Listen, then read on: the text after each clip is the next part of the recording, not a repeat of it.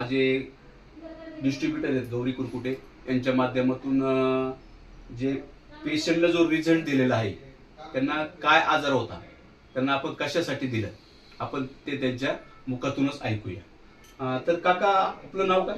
सुभाष जाधव। आपण कुठं राहता? चिखली जाधववाडी। चिखली जाधववाडी, मुळशी पुणे। तर आपल्याला अमृत ज्यूस देण्याच्या अगोदर काय त्रास होता? त्रास तसं कॅन्सरचा होता, लंग्स कॅन्सर आणि थोडं डायबिटीस आणि बीपी। डायबिटीज आणि बीपी होता। तर तुम्ही कॅन्सरसाठी आतापर्यंत किती खर्च केला? 25 लाखापर्यंत गेला होतो। 25 लाखापर्यंत खर्च केला। आणि शुगर तुमची किती होती? शुगर त्या टायमाला 200च्या आसपास असायची आणि हे औषध घेतल्यानंतर आली खाली 200च्या आसपास शुगर होती।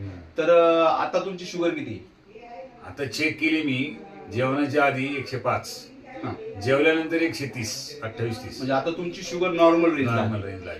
तर बघा मित्रांनो, तर ह्या काकांना आपण अमृत ज्यूस देण्याच्या अगोदर जो त्रास होता, त्यांना लंगचा कॅन्सर होता, शुगर होती आणि बीपी पण होता। त्यांचा आज बीपी पण नॉर्मल झालेला आहे आणि शुगर पण नॉर्मल झालेली आहे। पोटाचे विकार थांबले, पोटाचे विकार पण त्यांचे थांबलेले आहे। आणि डॉक्टरांनी तुम्हाला काय सांगितलं? आता तुमच्या जो तुमचा लंगचा कॅन्सर होता त्या संदर्भात काय सांगितलं? त्यांनी सांगितलं आता जो आमचा डोस होता फुल, तो आम्ही हाफ केलेला आहे, आता म्हणजे अर्धा केला।